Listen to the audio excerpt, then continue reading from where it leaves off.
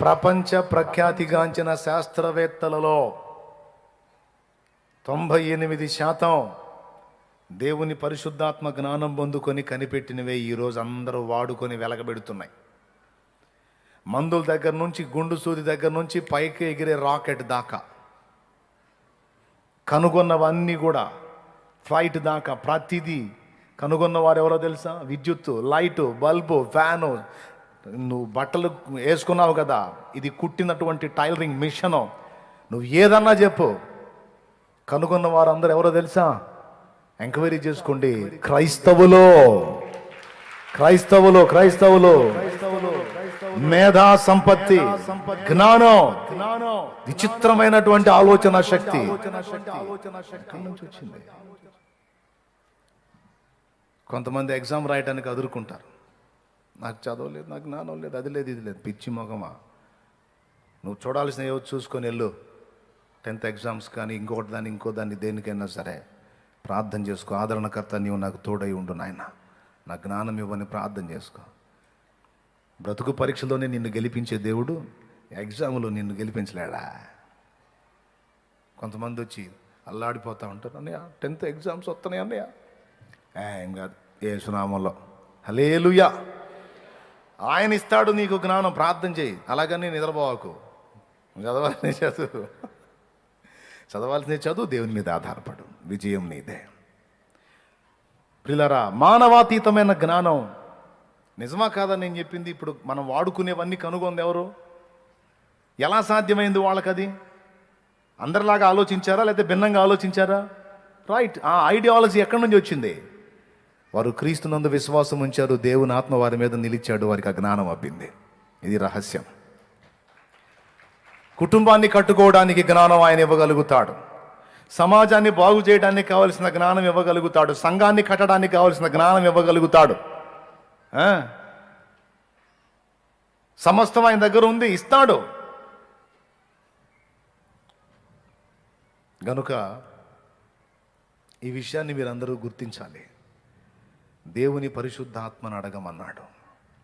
ఆయన నీకు తోడై ఉంటే ఇంకా నీకేది కొదువు ఉండదు. ఓకే, పరిశుద్ధాత్మ దేవుణ్ణి అడిగావు, ఆయన నీ దగ్గరకు వచ్చాడు, ఇప్పుడు నీతోనే ఉన్నాడు. నాతో పరిశుద్ధాత్ముడు ఉన్నాడు అనే నిశ్చయత ఎంతమందికి ఉందో చేతులు ఎత్తండి. కోట ముగించబోతున్నా, సంతోషంగా చెప్పాలి గట్టిగా. ఓకేనా? మీ అందరి దగ్గర దేవుని పరిశుద్ధాత్మ ఉన్నాడన్న నిశ్చయత మీకుందా?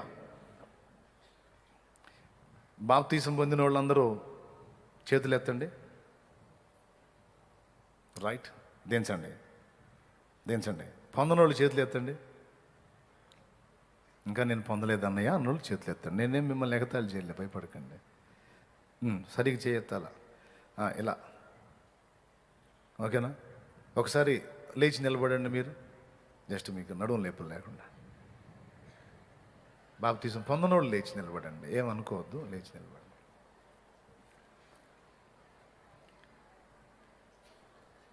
ఓకేనా? ఒక్క మాట చెప్పనియండి నన్ను, మీకు స్ట్రైట్గా చెప్తాను. కింద కూర్చున్న వాళ్ళకి వెళ్ళి వెటకారంగా చూడవాకండి, నాకెళ్ళి చూడండి మీరు. బాప్తీసం పొందినోళ్ళు ఇప్పుడు లేచి నిలబడ్డారు. మీ అందరికీ ఒక మాట చెప్తున్నా. ఈ కింద కూర్చున్న వాళ్ళు బాప్తీసం పొందినోళ్ళు, వాళ్ళు చేయెత్తితే అర్థం ఉంది. ఎందుకంటే వారు మీ వలె పాపులే, కానీ వారి పాపములు కడగబడు నిమిత్తము మారు మనసు పొంది దేవుని మాటకు లోబడి బాప్తిస్మం పొందారు. అలా బాప్తిస్మం పొందటం ద్వారా వారు పరిశుద్ధాత్మను స్వతంత్రించుకున్నారు.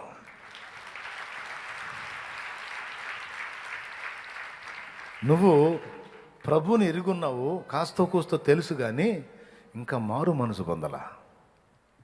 ఇంకా పాపక్షమాపణ నిమిత్తం, కడగబడు నిమిత్తం బాప్తిస్మం పొందలా.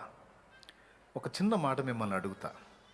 నేను మీ ఇంటికి రావాలనుకుంటున్నా, వచ్చేదా? నేను మీ ఇంటికి వచ్చినప్పుడు పండుకొని ఆ పక్క వస్త్రాలు తీయకుండా అలానే పెడతారా? ఇంటి నిండా దుమ్ము కొట్టుకొని ఉంది, అంతే ఉంచుతారా? ఎక్కడి వస్త్రాలు అక్కడే ఉన్నాయి, ఎక్కడి ప్లేట్లు, తిన్న కంచాలు, ఎంగిలి కంచాలు అలానే ఉన్నాయి, అంతే ఉంచుతారా? ఇంటి ముందు చెండాలం అంతా అంతే ఉంది, అంతే ఉంచుతారా? ఇంటిలో చీదర ఉంది, అంతే ఉంచుతారా? సరిగ్గా చెప్పండి. నిలబడ్డోళ్ళు ముఖ్యంగా అంతే ఉంచుతారా? ఏం చేస్తారు? అసలు విచిత్రం చెప్పనా, సడన్గా వచ్చి నేను మీ ఇంటి ముందు నిలబడ్డాను అనుకో, ఎక్కడ ఏం పడేది కూడా తెలియదు. అన్నీ ఇసిరిసిరేసి గందరగోళం చేసుకొని భార్య భర్త గందరగోళం అయిపోతుంటారు. అన్నయ్య వచ్చాడు. భర్త అంటాడు, నేను చెబుతానే ఉన్నా ఈ తీ అని. నా చెప్పబోతు నువ్వు తీయొచ్చుగా. ఏమో ఇప్పుడు అన్నయ్య వచ్చాడు, నువ్వు కొన్ని నేను కొన్ని అని గందరగోళం చేసుకొని, అవునా, పాపం మీద కూడా పోసుకుంటారు. ఎందుకు? నేను వచ్చాను, శుభ్రంగా ఉండాలి. Praise the lord. అవునా కదా? ఎక్కడ రోత అక్కడ పెట్టుకున్నాను వెళుతారా? కనీసం కుర్చీలో కూడా కొంతమంది బట్టలు పెట్టుకుంటారు. అదేం అలవాటు నాకు తెలియదు. సోఫాలలో ఇడిసిన బట్టలు వేసుకుంటారు, కుర్చీలో ఇడిసిన బట్టలు వేసుకుంటారు. ఎక్కడ పడితే అక్కడ కంచాలు తిని అక్కడే పెడతారు. ఎక్కడ రోత అక్కడే ఉంటుంది కొంతమంది. అవునా? ఎంత రోత ఉన్నా శాలేమన్న వచ్చాడు అంటే నిమిషంలో మారిపోద్ది మొత్తం. అవునా? ఒక మనుషుడు నీ ఇంట ప్రవేశించాలంటే నీ ఇల్లు శుభ్రం చేసుకోకుండా స్వాగతించలేకపోయావే, హడావిడైపోయావే. మరి పరిశుద్ధ ఆత్మ అని పేరు ఆయనకి. అంటే పరిశుద్ధమైన వాడు, పరిశుద్ధుడు. పరిశుద్ధమైన ఆత్మ నీ లోనికి రావాలంటే ఎక్కడ మురికి అక్కడ పెట్టుకుంటే ఎట్లా వస్తాడు? ఊహ తెలిసిన దగ్గర నుంచి ఇప్పటిదాకా ఎన్నో పాపాలు చేశావు. తెలిసి కొన్ని, తెలియక కొన్ని, తెలివిలో కొన్ని, తెలివి లేక కొన్ని, జ్ఞానంతో కొన్ని, అజ్ఞానంతో కొన్ని చేశావా లేదా? చేయలేదని చెప్పగలవా? ఏం చెబుతున్నాడు? వాటన్నిటి ఫలితం నీకు 2 విధాలు ఉంటుంది. ఒకటి బ్రతుకులో మనశ్శాంతి ఉండదు, 2 చచ్చాక నరకం ఉంది అని చెప్తున్నాడు ఆయన. ఆ నరకం నుంచి కాపాడటానికే కదా వచ్చి ప్రాణం పెట్టాడు, రక్తమంతా ధారపోసాడు. ఎవరి కోసం మరి? టైంపాస్ కోసమా, లేకపోతే సరదా కోసమా, లేకపోతే ఆయనకేమన్నా పిచ్చా? నీవు నరకానికి వెళ్ళకూడదన్న కేవలం ఆ ఆలోచన కోసమే కదా ఆయన వచ్చి ప్రాణం పెట్టాడు. దాన్ని కేవలం నమ్మి విశ్వాసం ఉంచి మారు మనసు పొంది పాపక్షమాపణ నిమిత్తం బాప్తిస్మం పొందితే నా పరిశుద్ధాత్మను నీకు అనుగ్రహిస్తాను, ఆయనకి నీతోనే ఉంటాడని దేవుడు చెప్పాడు. ఈ చిన్న పని చేయకుండా దేవునాత్మ నీతో ఉండాలని నువ్వు ఎలా కోరుకుంటున్నావు? నేను మీ ఇంటికి వస్తానంటే నేను ముందు ఇల్లు శుభ్రం చేసుకోవాలని ఇంకితో నీకు తెలిసినప్పుడు, దేవుని పరిశుద్ధాత్మ నీలో నివసించాలి అంటే నీవు శుద్ధీకరించబడొద్దా? నీవు కడగబడొద్దా? నూతనపరచబడొద్దా? దేవునాత్మ కావాలా వద్దా చెప్పండి? దేవునాత్మ నీకు సహాయం కావాలా వద్దా? ఆదరణకర్త నీకు కావాలా వద్దా? దేవునితో జీవితం కావాలా వద్దా? నాకు కావాలన్నా అంటే మరి బాప్తిస్మాన్ని ఎందుకు నిర్లక్ష్యం చేశావు? ఇంకా పాపం చేయాలా? ఇప్పటిదాకా చేశాంగా, ఏం పొందావు? డైరెక్ట్గా నరకానికి వెళ్తా ఉన్నావు. ప్రాణం వల్ల పెట్టి మొత్తుకొని చెప్తుంటే నువ్వు లెక్క చేయకుండా ఎంత దెబ్బతినబోతున్నావు నువ్వు.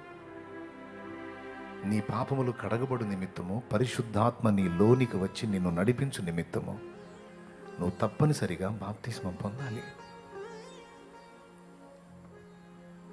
అప్పుడు ఆదరణకర్త నీ దగ్గరకు వస్తాడు. ఆయన నీతో ఉంటే ఇందాక నేను చెప్పినవన్నీ నీకు ఉంటాయి, ఇందాక నేను చెప్పినవన్నీ నీకు వర్తిస్తాయి.